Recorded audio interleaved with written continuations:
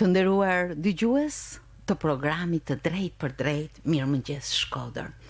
Ju përshëndes nga kjo studio, duke uruar që dita t'ju shkoj e mbar. Sot do të dalemi në një dukuri sociale, pikrisht tek fëmijët në situatë rruge. Sot është një ditë ndërkombëtare e tyre, është dita ndërkombëtare e tyre ndaj vëmendja opinionit, jo vetëm përgjatë gjithkohës vitit, ashtu siç punohet me njësitë e bashkisë dhe punën në terren me to, por në këtë ditë vëmendja opinionit duhet të përqendrohet më shumë në jetën dhe në trajtimin e këtyre fëmijëve. Natyrisht të ndalesh në jetën e tyre do të thotë gërmosh në nivelin ekonomik, në situatat familjare, në përkujdesin dhe në shumë të shka që i bën këto fëmijë të shfaqin një dukuri të tillë. Ndaj sot në studio jam së bashku me përfaqësuese të Drejtorisë së Shërbimeve Sociale, strehimit dhe kujdesit shëndetësor në Bashkinë Shkodër. Është pikërisht zonja Rudina Kruja, specialiste në njësinë e mbrojtjes së fëmijëve. Mirëmëngjes Rudin, mirë se ke ardhur. Mirë, kam gjetë. Në fakt ardhja jo rrallë në studio tregon një vëmendje jo vetëm tek ai target njerëzish ku ju punoni, por edhe në projekte dhe punën e vazhdueshme që bëni me to, apo jo? E vërtet, Bashkia Shkodër, sidomos në kuadër të kësaj dite, për fëmijët në situatë rruge, që është 12 prilli, dita ndërkombëtare e fëmijëve në situatë rruge, gjatë gjithë kësaj jave, duke përfshirë edhe 8 prillin, që është dita ndërkombëtare e komunitetit rom, ka organizuar një sër aktivitetesh në kuadër të këtyre 2 ditëve, që kanë të bëjnë me sensibilizimin, me ndërgjegjësimin e opinionit publik sa i përket fenomenit të lypjes, aktivitetit të lypjes që ushtrojnë fëmijët në situatë rruge, që është një fenomen mjaft negativ dhe që ndikon drejt për drejt në zhvillimin dhe mirëqenien e fëmijëve. Me mua sot në studio është edhe zonja Roza Sytari, specialiste në qendrën multifunksionale të familjes. Mirëmëngjes Roza, mirë se keni ardhur. Puna juaj e drejt për drejt ju bën jo vetëm të ndjeshëm, por edhe me mjaft objektiva për të mbërritur gjë që nuk është fort e lehtë, apo jo? Në fillim, para se të filloja të punoja me ta, ndoshta nga larg më dukte edhe mua një punë e lehtë që mund të arrihet. Por kontakti me ta dhe puna e përditshme me atë target group ose me atë komunitet të bën të mendosh që nuk është as pak e vështirë, madje është shumë, nuk është as pak e lehtë, madje është shumë e vështirë të punosh me këta dhe kërkohet një bashkëpunim i gjithë strukturave dhe institucioneve në qoftë se duam të arrisim rezultate apo objektiva që ne kemi hartuar për këtë lloj komuniteti. Fëmijët në situatë rruge, çfarë mund të kuptojmë me këtë koncept? Fëmijët në situatë rruge realisht janë të mitur, të vetëm që ushtrojnë aktivitetin e lypjes në rrugë, por mund të jenë të shoqëruar nga persona të rritur, të cilët i shfrytëzojnë ato për të mbledhur para, vlera monetare, vlera të cilat, para të cilat realisht shkojnë për personat që ato shfrytëzojnë. Fëmijët në situatë rruge nuk ushtrojnë vetëm aktivitetin e lypjes, fëmijët në situatë rruge shfrytëzohen për të mbledhur materiale të riciklueshme, ato shesin nëpër lokale të qytetit, mbledhen mund të shfrytëzohen seksualisht në rrugë, mund të trafikohen. Pra rruga është vendi më i rrezikshëm ku ato mund të shfrytëzohen. Gjithsesi të gjitha këto situata janë të papranueshme. Edhe puna që ato bëjnë në moshë kaq të mitur, natyrisht nuk mund të jetë një mundësi e mirë për që ato të kenë një jetë normale, apo jo? Sigurisht, sepse situata rrugës i largon fëmijët nga edukimi, nga shkollimi, nga një mirëqenie shëndetësore, le të themi, sepse ato qëndrojnë në orare të ndryshme, në rrugë, në periudha kur është shumë ftohtë, në periudha kur është shumë nxehtë dhe sigurisht që gjitha këto situata ndikojnë negativisht për sa i përket zhvillimit të tyre.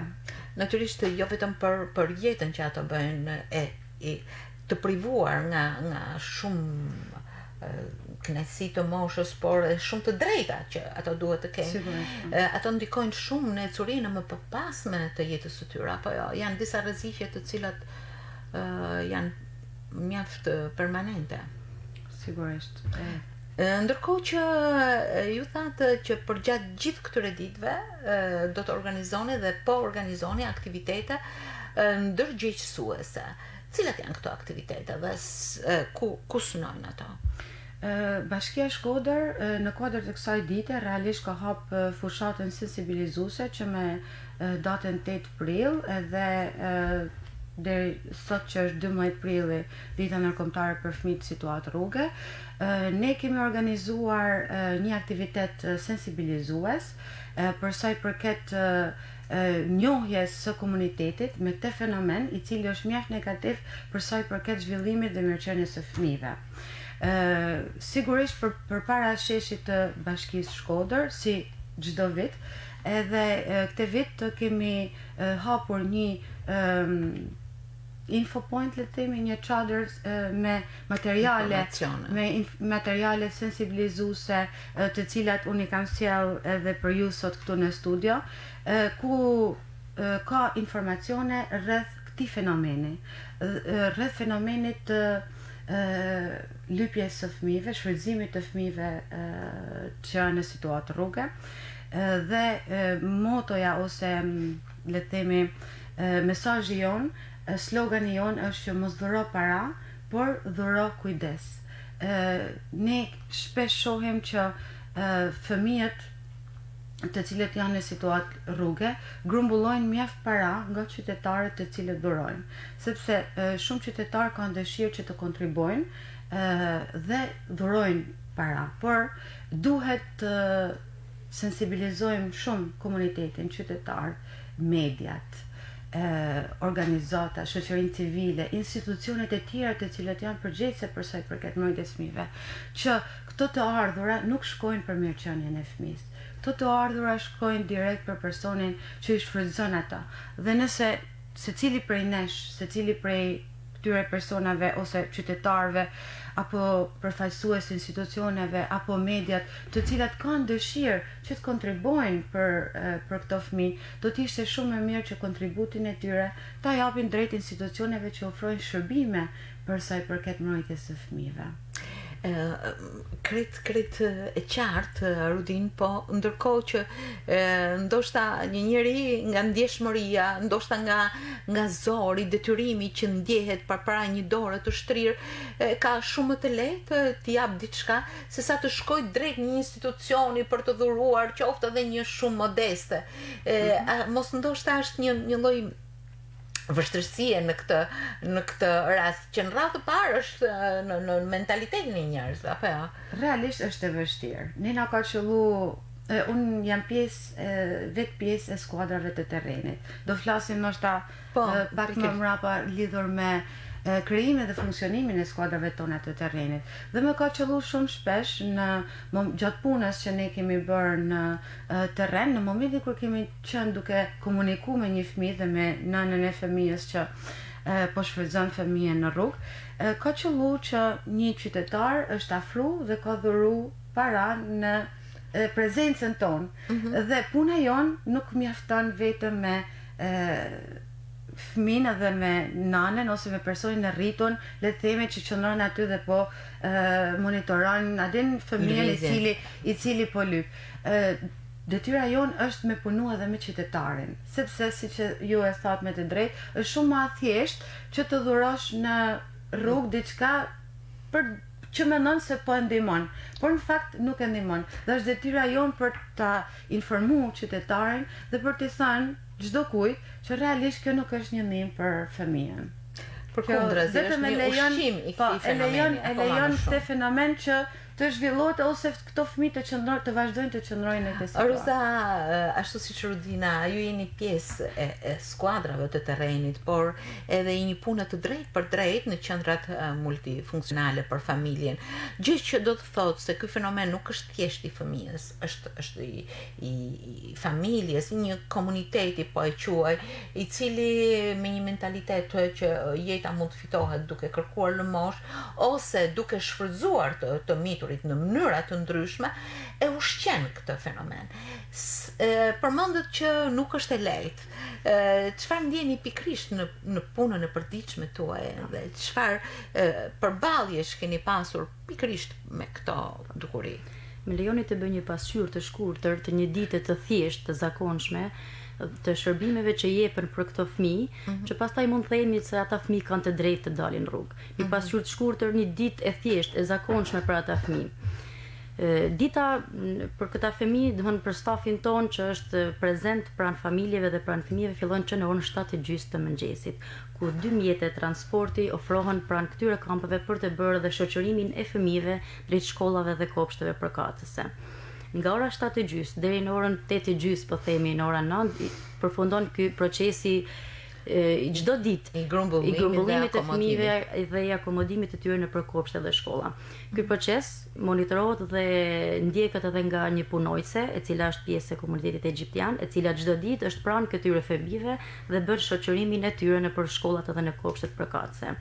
Për këta fëmijë nuk ofrohet vetëm shoqërimi dhe transporti, por pas procesit mësimor, këta fëmijë frekuentojnë qendrën ditore, e cila ofron vaktin ushqimor Dreka, që është çdo ditë për ta gatuar ushqim i shëndetshëm dhe jo ushqim i gatshëm, sepse ata dhe në qoftë se lypin në rrugë marrin lek për të blerë diçka të gatshme, diçka për një rrugë e shkurtër, por shumë jo shëndetshme dhe shumë e dëmshme për ta.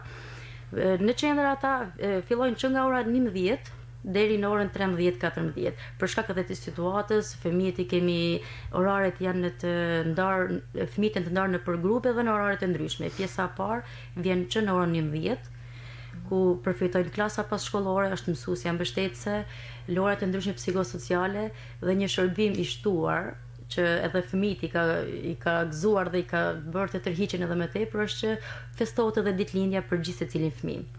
Është një organizatë e cila mundson festimin dhe ditëlindjen e fëmijës, që përveç se e festojmë të gjithë bashkë në grup, por fëmijës i dhurojnë edhe diçka në mënyrë simbolike për atë. Përveç klasave passhkollore, loreve të ndryshme psikosociale dhe aktiviteteve brenda dhe jashtë qendrës, për këta fëmijë zhvillohen edhe tema të ndryshme sociale që flitet me këta sipas grup moshave të ndryshme dhe problematikave që ata kanë. Mund të grumbullojmë, mund të 4-5 fëmijë që janë moshë më e madhe dhe që shfaqin probleme në shkollë, diskutojmë me ta veçmas ose në prani edhe të prindërve të tyre, për të ndarë pak a shumë problemin që ata shfaqin gjatë sjelljes së tyre të përditshme. A keni mundur që ju të tërhiqni pjesën më të madhe të këtyre fëmijëve që përbëjnë një komunitet më vete? Pra, a ka fëmijë të cilët nuk i ndjekin këto rregulla gjatë ditës së tyre, po më herët zgjohen më herët edhe ndodhen në një pozicion tjetër? Po. Natyrisht në këtë situatë jo të gjithë janë të përfshirë. Pasi kemi dhe familje që nuk bashkëpunojnë, që çdo lloj mënyre që ne ofrojmë apo kemi ndaj tyre, ata gjejnë një arsye për të mos bashkëpunuar. Pjesën më të madhe dhe them që pjesa më e madhe e objektivave dhe qëllimeve është arritur, paktën ne e shohim, ndoshta janë rezultate të vogla, por që i shohim që kemi përmirësim. Ama kemi fëmijë që sërish vazhdojnë të jenë situatë rruge, kemi fëmijë, familje që nuk bashkëpunojnë, edhe kjo pjesa, por që është një numër i vogël i familjeve që dalin si zë kundër. Ndërkohë që një punë shumë e madhe është me familjen. Pikërisht që familja të mos e shikoj fëmijën si një mjet për të arritur ato dëshira, po i them, ose mundësi të çastit ekonomike, apo jo. Është shumë e vështirë të komunikosh me edhe me prindërit, jemi munduar që të gjejmë një gjuhë të përbashkët. Edhe për prindërit në qendrën tonë ofrohen edhe klasa prindërimi me tematika të ndryshme, që nga rëndësia e edukimit, rëndësia e shëndetit, martesat e hershme, edhe ky është një problem shumë i rëndësishëm, shumë me peshë, pasi sa do të ndërhyjmë ne dhe të sjellim ndryshimin tek ta ata kanë mentalitetin e martesave të hershme, e cila sjell edhe lindjet fëmijëve në moshë të hershme, fëmijë që mbesin të paregjistruar për arsye se prindrit janë në moshë minorene. Problem tjetër për këta familje është edhe këta familje lëvizin shumë. Sot mund t'i kesh në Shkodër, nesër pas esër shkojnë në Durrës, lëvizin shumë dhe kjo ban pak më të vështirë procesin. Ama në shtator të vitit 2020, kur bëhet edhe regjistrimin bashkëpunim edhe me Rudinën edhe me punojësin që është në terren, bëjnë një koordinim të listave të fëmijëve që i përgatisin për shkollë, për kopshte dhe për qerdhe. Në shtator kemi regjistruar diku te 140 fëmijë në shkollë, kopshte dhe qerdhe. E vazhdojnë ato, a vazhdojnë tjetë përsëri ky numër i parafort i fëmijëve që ndjek? Pjesa më e madhe ndjekin, ama kemi dhe fëmijë që kanë lëvizur, janë larguar, kemi dhe fëmijë që janë në rrezik braktisje, pasi shkojnë 1 ditë, 2, 3, pastaj shputen sepse edhe lëvizin, largohen për vende të tjera sipas interesave që mund të ketë familja. Ndërkohë që drejtoria juaj e Bashkia e Shkodrës ka hartuar disa hapa, të cilat prej sa vitesh është krijuar ky sektor ose kjo punë në drejtim të këtij komuniteti. Drejtoria e Shërbimeve Sociale është një drejtori e re, le të themi, e cila është ngritur, është krijuar në vitin 2016 dhe mund të them që këtë vit janë krijuar dhe janë ende sot funksionale skuadrat e terrenit, të cilat janë çdo ditë në rrugë dhe identifikojnë fëmijë të cilët janë në situatë rruge.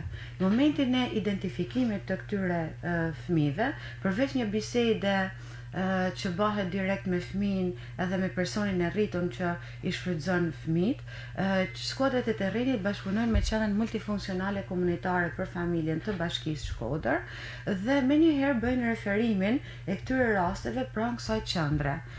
Dhe me anë të shërbimeve që ofrohen pranë qendrës multifunksionale, menaxhohen edhe rastet e fëmijëve të cilët janë në situatë rruge. Sigurisht një pjesë e mirë e këtyre rasteve kanë qenë bashkëpunuese dhe janë largu, le të themi, nga rruga, por një pjesë tjetër e këtyre rasteve kanë qenë raste mjaft sfiduese, ku ka munguar realisht bashkëpunimi i familjes dhe të cilët nuk kanë qenë pranuese për të regjistruar fëmijë në shkollë, ashtu siç tha Roza dhe më përpara, ne çdo vit bëjmë regjistrimin e fëmijëve në shkolla, afrojmë transportin falas për këto fëmijë. Po, nëse e shohim pak më thellë këtë problem, sa bëhet për punësimin e prindërve të tyre në mënyrë që ata të mos kenë një tutor afër dhe të merren pikërisht me punët e tyre siç janë shkollimi, argëtimi e të tjerë, por edhe prindi të punojë. Pra, këto janë procese që janë të lidhura, apo jo?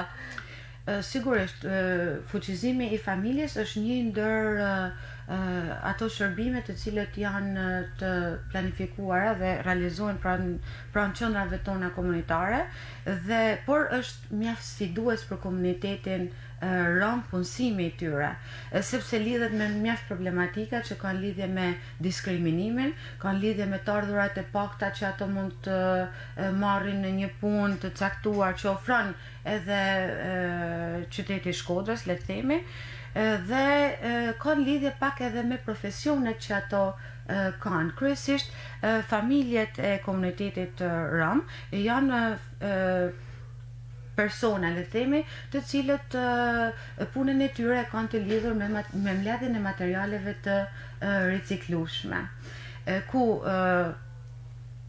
kryefamiljari ushtron këtë aktivitet, ndërsa zonja e shtëpisë, le të themi nëna e fëmijëve, ushtron aktivitetin e lëmoshës. Është vështirë pikërisht sepse kjo është një vesë, do thosha. Ndoshta nuk e di nëse është termi i duhur, por në një mendim të shpejt, kjo është një vesë që është vështirë, por jo e pamundur të hiqet, apo jo? E pamundur do thosha që nuk është, në qoftë se të gjithë ne do të kishim të njëjtën qasje për sa i përket këtij fenomeni. Nëse gjithë secili prej nesh do ta mendonte në këtë formë, do ta mendonte që ky aktivitet kur përfshihen edhe fëmijët, është në dëmin e fëmijës dhe duhet ta mendojmë se cili prej nesh duke filluar nga ne si specialistët e kësaj fushë, pastaj tek mësuesat në shkollë, tek një mjek i familjes, tek një oficer policie i lagjës që qarkullon në atë zonë, tek qytetarët e thjesht, sikur të kishin të gjithë të njëjtën qasje, unë mendoj që fenomeni do të minimizohej dhe do të eliminohej. Por kjo është pak e vështirë dhe kërkon një vëmendje më të shtuar, një punë më shumë nga gjithë ne në mënyrë që ta sepse shpesh edhe që në këtë moshë nuk i ofrohet sinqeriteti, ofrohet një mendësi diabolike, shpesh të tillë njerëz stimulojnë, bëjnë sikur janë të pamundur, bëjnë sikur kanë një aksident dhe njerëzve tu vi keq.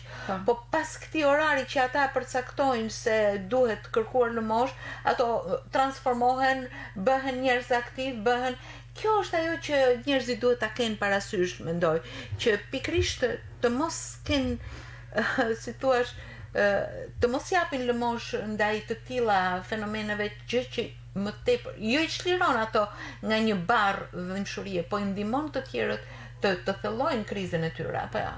E vërtet, edhe kjo është edhe qëllimi që ne jena edhe sot këtu për të dhënë mesazhet tona. Ky është qëllimi edhe i punës tonë çdo ditë, në mënyrë që edhe mentaliteti të fillojë edhe të ndryshojë.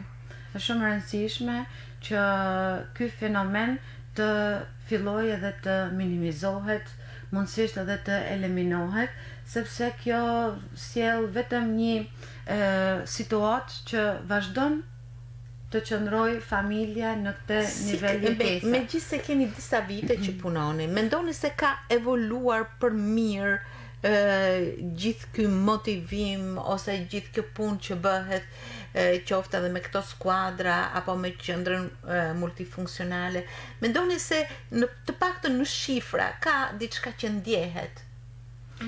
Realisht në numri i fëmijëve në situatë rruge, krahasimisht me vitet më përpara, le të themi që është minimizuar. Por për aq kohë sa vazhdon që të ketë fëmijë të cilët janë në situatë rruge, tregon që duhet të punojmë më fort në këtë drejtim. Megjithatë, unë mund të them, mbase Roza mund ta shpjegojnë edhe më mirë, e sikur edhe pak më përpara, për këto fëmijë, pavarësisht se ato mund të vazhdojnë të jenë në situatën e rrugës, por më përpara nuk ka pas një shërbim që i është ofruar për këta fëmijë. Ndërsa sot është diçka shumë pozitive, që është një qendër ku ato për problematikat që kanë, për shqetësimet që kanë, munden për të ofruar dhe për të marrë shërbimin e duhur. Klasat mashkullore janë shumë të rëndësishme për fëmin, regjistrimi në shkollë, mjekja shkollës, sepse ne realisht përveç se bëjmë regjistrimin e fëmijëve në shkollë, ajo që është e rëndësishme, le të themi, ne kemi edhe një grup për edukimin e fëmijëve rom, që është një grup ndërsektorial i përbërë nga punonjës social, nga mësuesat e shkollave ku kemi të regjistruar fëmijë dhe drejtuarit e këtyre shkollave, ku mlidhena rregullisht dhe diskutojmë për problematiket me fëmijëve. Sa ka qenë numri i fëmijëve që kanë frekuentuar rregullisht, cili nga këto fëmijë nuk e kanë ndjek shkollën, pastaj në momentin kur ne kemi këtë informacion, po tjetër, lidhemi me qendrën komunitare, shkojmë te familja, kuptojmë pse fëmia nuk ka shku në shkollë, pra është një cikël që ne e ndjekim në mënyrë një zinxhir. Po, vetëm si këto fëmijë të integrohen drejt rrugës së edukimit dhe të largohen nga rruga. Atëherë, që në mëngjes ne dim cilët fëmijë janë në shkollë dhe cilët janë në rrugë sot. Në rrugë, po themi, mundësia më e parë mundshme që ata do të shfrytëzojnë pasi transporti do të largohet edhe do të fillojnë dita normalisht. Kështu që nga mëngjesi ne dim se këto familje sot nuk i kanë shoqëruar fëmijët për tek transporti. Të vjen keq kur ofrohen të gjitha shërbimet e mundshme për këta fëmijë dhe ama përsëri e sheh një fëmijë në rrugë. Ama sot kur një qendër është e hapur, kur disa shërbime ofrohen për këta fëmijë, edhe grupi i terrenit që e takon fëmijën në rrugë, nëse i thotë që shko tek qendra multifunksionale sepse ke që ndodhet në Perash, afër shkollës së ndërtimit, po.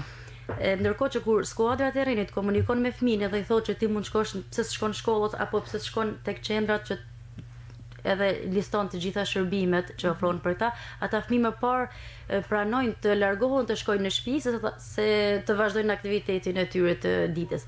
Çka do thotë ata e din brenda tyre e din që për ne ofrohen disa mundësi, janë disa mundësi të hapura, por që ndoshta familja i nxjerr për të përfituar më tepër të pasi fëmia përballë një fëmie të gjithë jemi të ndjeshëm, përballë një fëmie të gjithë jemi më sensibël edhe kur një dorë fëmie drejtohet është edhe ata mendoj se është kjo mënyra më lehtë për të siguruar. A ka periudha që ky aktivitet intensifikohet dhe periudha më të tërhequra, gjë që të bën sikur të ndjehesh paksa më optimist për tërheqjen nga rruga të këtyre fëmijëve në këtë situatë?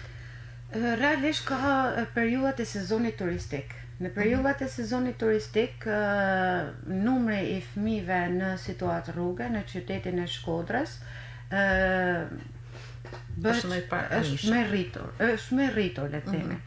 Dhe zonat e nxehta i quajmë ne, nuk janë vetëm pedonalja që është gjatë gjithë vitit që ne punojmë në këtë zonë, por edhe në zonat e tjera të qytetit ku janë të pranishëm dhe ushtrojnë aktivitetin e tyre, por gjatë sezonit turistik i kemi edhe në pika të tjera, që është Muriçani, sepse Shkodra është një zonë kufitare dhe kjo bën që shumë familje rome të vendosen në qytetin e Shkodrës sepse kjo jep mundësi për të përfituar më shumë të ardhura dhe sidomos gjatë periudhës së verës përqendrohen në zonën e Muriçanit.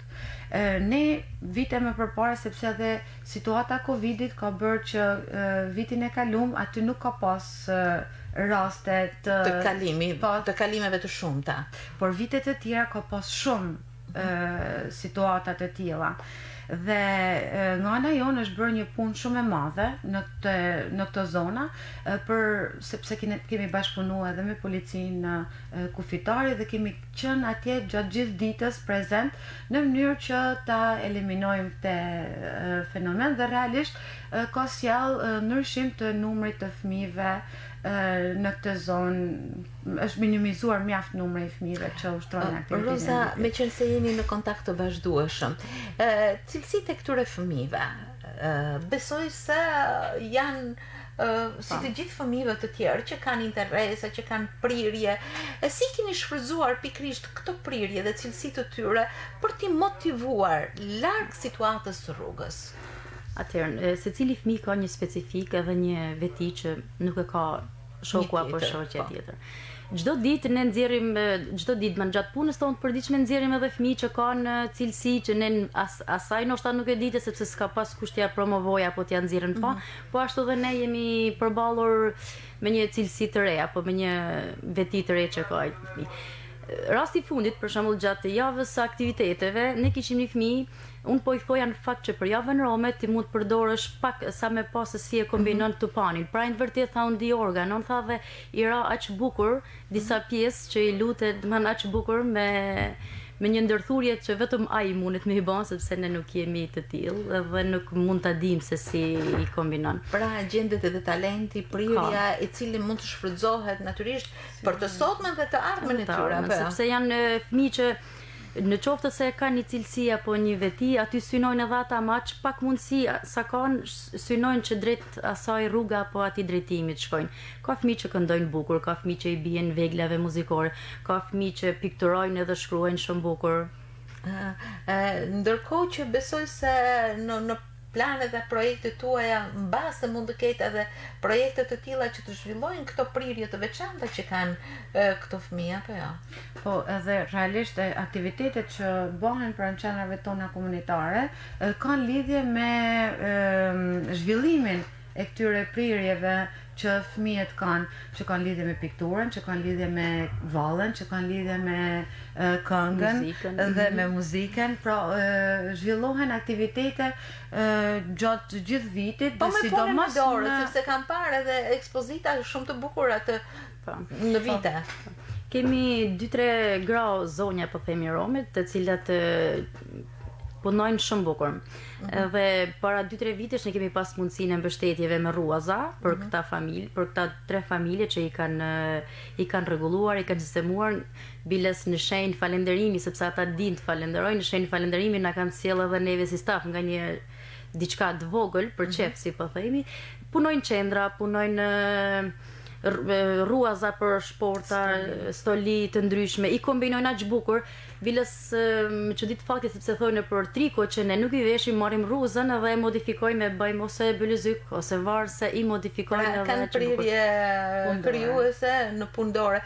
Ndërkohë që fëmijët sa të motivuar janë pikërisht për t'u larguar pra nga diçka që nuk është e mirë, për t'u motivuar aq bukur në këtë prirje, qoftë familjare, qoftë vetjake. Sa rëndësishme është të zhvillohen pikërisht këto në mënyrë që secili të ketë jo vetëm të sotmen, por edhe një shtek për zhvillim në mëtejshëm të personalitetit të tyre.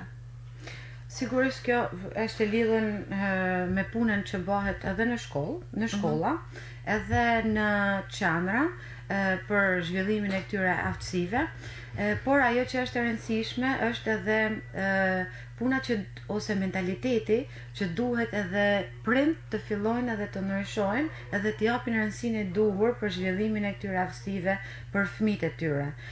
Për këtë janë shumë të rëndësishme, i përmendi edhe Roza pak më përpara, klasat prindërore. Klasat prindërore realisht janë aktivitete që ne bëjmë me prind, ku diskutohen tema që kanë lidhje me prindërimin. Sa rëndësishme është që ato të japin rëndësinë e duhur prindërimit të mirë, të prindërimit të mirë, në mënyrë që të edukojnë fëmijën për shkollimin, për një aftësi të caktuar, për kujdesin që ata duhet, pra këshillohen për kujdesin shëndetësor. Ne shumë shpesh ftojmë edhe mjek pjesë që i bëjnë pjesë në mënyrë që i këshillojnë nanat se si duhet të kujdesen për higjienën, për shnedin, për fëmin. Në një farë mënyrë është vetë familja që duhet jetë bashkëpunuese, jo të mohoj ose të rikthehet në ato zakone ose vese të cilat absolutisht nuk ndihmojnë. Ndërkohë kam vënë re që këto fëmijë shkollohen jo vetëm në një shkollë të caktuar, por janë të shpërndarë edhe në shkolla të tjera. Çfarë efekti ka pasur pikërisht kjo shpërndarja? Fëmijët, si çdo fëmijë tjetër, por edhe fëmijët e komunitetit rom ka një veti që kur qëndrojnë bashk, krijojnë atë diferencën, sikur ndahen, distancohen nga pjesa tjetër. Edhe ndihen më të sigurt ndoshta me njëri tjetrin, ama kjo ndoshta i pengon pjesëmarrjen më aktive gjatë orëve të mësimit. Është bërë një ndarje nëpër shumë shkolla, Rudina din edhe këtë pjesë, është bërë një ndarje nëpër shumë shkolla me qëllim që jo të mos ndihen grup edhe në shkollën ku janë, por që të krijohet diferenca, të krijohet një shpërndarje që të integrohen me lehtë, që të integrohen me lehtë dhe ta kenë me të lehtë edhe mënyrën që të shoqërohen me fëmijë të tjerë. Edhe kemi shumë fëmijë që kanë shok apo shoqe të tjerë në klasë që ndihmojnë në procesin e detyrave. Është vërtet. Kemi edhe shkollat të cilat me që i jepet rasti i falenderojmë për bashkëpunimin, sepse është vërtet sfidë me vete të pranosh fëmijë të cilët ishin në situatë rruge, duhet pak kohë që ata të adaptohen dhe të integrohen me pjesën tjetër të klasës. Megjithëse nuk e prekëm, besoj se për kujdesi shëndetësor, çfarë vëmendje ka tek këto fëmijë? Kujdesi shëndetësor, si çdo hall tjetër, është tepër e rëndësishme për ata fëmijë, për shkak edhe të situatës edhe të kushteve ekonomike që ata kanë. Kushtet ekonomike dhe sociale të familjeve jetojnë nëpër baraka me 1001 vështirësi. Që fëmijët të regjistrohen në kopshte apo shkollë, kërkohet edhe një kartel vaksinimi. Për të gjithë fëmijët që janë të regjistruar dhe që janë të regjistruar, po them në gjendjen civile, dhe kërkohet regjistrimi në shkollë, kemi bërë të mundur vaksinimin, i cili ka pajisur edhe fëmijët me kartelën e shëndetit. Vaksinimet, fushatat e vaksinimit janë kryer edhe nëpër vendqëndrimet ku ata janë nëpër kampe, por që dihet më kushtet janë të vështira dhe është pak e vështirë që ta kryesh gjithë procesin në ato kushte. Në qendrën tonë është një ambient specifik ku sipas qendrat shëndetësore hartojnë një grafik edhe numrat edhe emrat e fëmijëve që do të vaksinohen, edhe i gjithë procesi kryhet në qendrën tonë. Thirren prindrit edhe nënat. Në shoqërinë, domethënë fëmijët shoqërohen nga nëna dhe kryejnë procesin e vaksinimit. Janë bashkëpunues në këtë proces? Po, pjesa më e madhe janë bashkëpunues, ka dhe prind që i shoqërojnë vetë fëmijët për të kryer procesin e vaksinimit. Ndërkohë që më falni. Përveç procesit të vaksinimit, edhe kemi dhe lehtësimin ose orientimin edhe mbështetjen e këtyre familjeve kur kanë nevojë për kujdes shëndetësor. Sepse ata dhe nuk janë të informuar se ku duhet ta kërkojnë një shërbim, ku duhet ta kërkojnë ku duhet të drejtohen për një problem që ata kanë. Edhe stafi i vjen në ndihmë me orientim, me mbështetje, ndoshta edhe me shoqërim drejt strukturës ku ata kanë nevojë për mbështetje. Gjithashtu edhe me prindrit, edhe me fëmijët organizohen dhe zhvillohen edhe tema të shëndetit, për higjienën e gojës nga specialistja e shëndetit, për higjienën e gojës, për pastërtinë vetjake, sidomos më të theksuara kanë qenë edhe gjatë periudhës së Covidit, ku takimet edhe pse në grupe të vogla kanë qenë të shpeshta. Ndërkohë që unë mendoj kushtet ekonomike, por edhe të strehimit janë vërtet një lloj vështirësie për ta, apo jo. Me sa di ka ofrime edhe për strehimin, ndërkohë që nuk është vështirë, nuk është e lehtë të ndrosh mentalitetin për të qëndruar në vendet ku ata janë stacionuar, apo jo? Është vërtet, realisht ashtu siç ne edhe e diskutuam më përpara, sidomos për komunitetin rom, që është një komunitet i cili lëviz mjaft, por nga ana jonë këtë vit do zbatojmë strehimin social për sa i përket komunitetit të rom dhe do t'jenë përfituese, është hartuar lista e familjeve rome të cilët janë përfituese për sa i përket strehimit social. Mendoj që është një iniciativë mjaft e mirë, është një mundësi që ato të largohen nga situata aktuale ku ato ndodhen dhe të bëjnë një jetesë më normale, le të themi, për sa i përket jetesës, mirëqenies së tyre. Ndërkohë le të drejtohemi pikërisht këtyre palosjeve që ju keni, materialeve promocionale që ju keni përgatitur për këtë ditë dhe që i drejtohet jo vetëm këtij komuniteti apo fëmijëve në situatë rruge, por edhe një opinioni më të gjerë. Çfarë shpërndajnë pikërisht, cilat janë sloganet, cilat janë informacionet që ju jepni nëpërmjet këtyre materialeve? Këto materiale dhe këto foto, le të themi, janë foto reale të punës skuadrave të terrenit dhe janë fëmijë të cilët janë takuar, janë identifikuar nga skuadrat tona të terrenit. Qëllimi i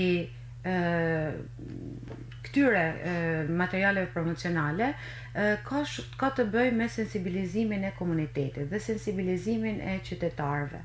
Slogani jon është mos dhuro para, sepse fëmijët vazhdojnë të qëndrojnë pikërisht në situatën e rrugës dhe dhuro kujdes. Dhuro kujdes që do të thotë nëse ke dëshirë që t'japësh kontributin tënd, mbështetjen tënde, është shumë e mirë ta japësh këtë kontribut dhe këtë mbështetje në një institucion ose në një strukturë që ofron shërbime të përkujdesit për fëmijët të cilët janë në nevojë për mbrojtje. Kjo është një mundësi që këtë fëmijë ta largojmë nga situata rrugës dhe ta drejtojmë drejt një drejtimi ose shërbimi që jep direkt një mirëqenie për atë, një edukim siç duhet për fëmin, edhe e largon nga ajo situata rrugës që ne duam ta luftojmë të gjithë bashkë. Po patjetër. Mos dhuro para, dhuro kujdes. Është slogani i kësaj dite, por jo vetëm i kësaj dite. Ndoshta është një thirrje për të gjithë ata që po e quajmë e vuajnë këtë problem, situatën e rrugës, por një thirrje edhe për të gjithë ata që e ushqejnë mentalitetin e një gjendje të tillë. Unë dëshiroj ta shpërndaj këtë mesazh tek të gjithë ata që po na ndjekin, tek qytetarët e Shkodrës, por jo vetëm, tek njerëzit që punojnë me këtë kategori, e aq më tepër tek kjo kategori e cila ka nevojë për ndihmë, mirëkuptim, mbështetje e natyrisht për një kuptim më të drejtë të fitimit të jetës me mundin, përpjekjen, aftësinë dhe përkushtimin e gjithsecilit. Dëshiroj shumë t'ju falenderoj për bisedën, por edhe për punën as pak të lehtë që ju bëni me këtë kategori ose me këto target grupe, sepse është shumë e lehtë të blesh diçka, të përdorësh diçka dhe as pak e lehtë të ndrosh një mentalitet dhe aq më tepër të ndikosh në kushtet e një jetese as pak të lehtë. Ju falenderoj dhe ju uroj mbarësi në punën tuaj. Faleminderit. Faleminderit ju.